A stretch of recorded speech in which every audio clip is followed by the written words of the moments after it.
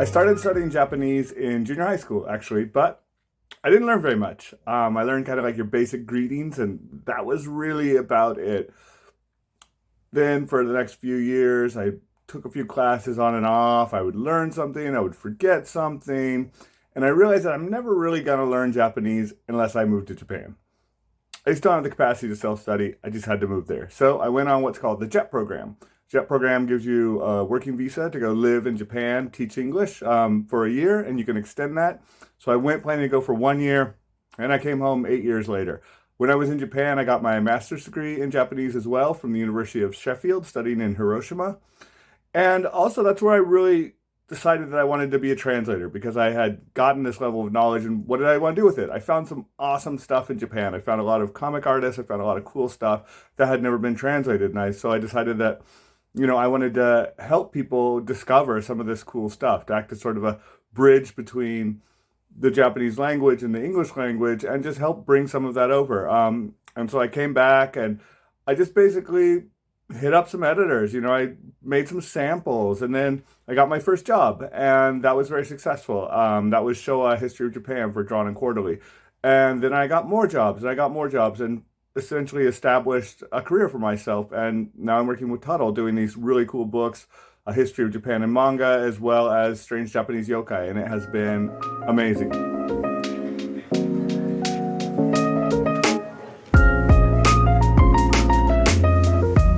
I'm also a writer as well as a translator. I write my own books. I write some nonfiction books on yokai. I also write some fiction books. I even write a series for Marvel Comics with my friend Peach Momoko, where we turned all of the Marvel Universe superheroes into yokai.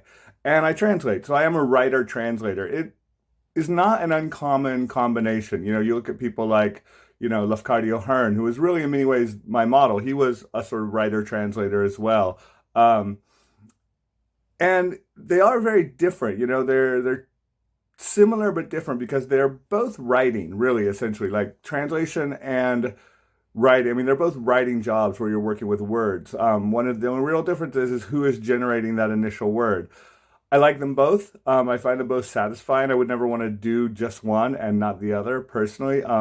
Stuff I like to translate, I love translating just literature that I get really excited about. Something that I would read for myself, even if I wasn't being paid to translate it. That's where I get really excited. It's just doing this translation and realizing that this is going to wow somebody, when they read it. And same with these two books I did, like A History of Japan and Manga. I'm just like, so many people are going to love this because it serves such a great need. And I was, pretty privileged to be able to translate that.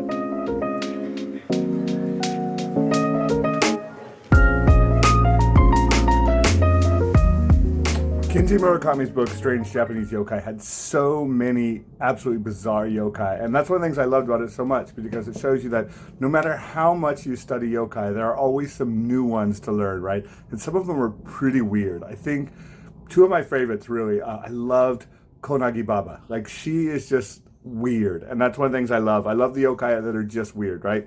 She shows up in the middle of the night, she sees a traveler, and she throws a baby at them. I mean, isn't that great? Like, Konaki Baba doesn't want anything. She's not trying to hurt anything. She just likes startling people by chucking a baby at her. And I just think that just cracks me up. Another one I really liked was Zara Zara Zatara, which is fun to say, obviously, Zara Zara Zatara.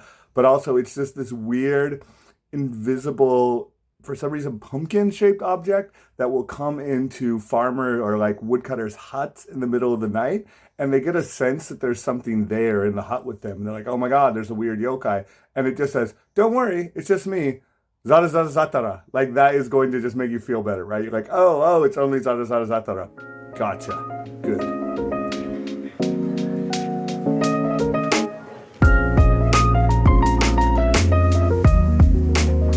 So the yokai in Strange Japanese Yokai, what I love about them so much is they show just this breadth of yokai, right? Because most people know the famous yokai. Like, most people know your kappa, oni, tengu, If you get into it, you probably know, kitsune. There's all these really famous ones. And I like the fact that not all yokai serve some deep purpose, right? Some are just a fun story to tell.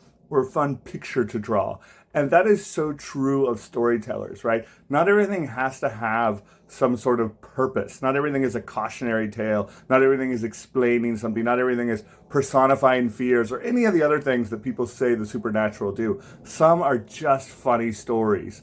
Some are just silly pictures. And I love that it shows all of human creativity and how they can bring their brains into this amazing world of yokai to manifest just absolutely bizarre creations. And that to me is what makes yokai different, I think, than any other supernatural tradition, is just the variety, the huge widespread of yokai. And you'll see more than most of them in strange Japanese yokai.